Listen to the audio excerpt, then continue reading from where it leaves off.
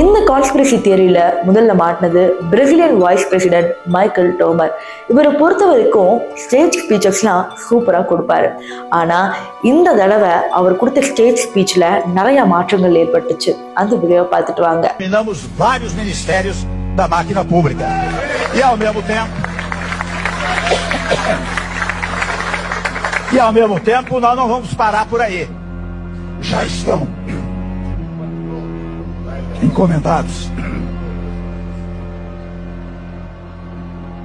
Deixa eu pedir uma pastilha.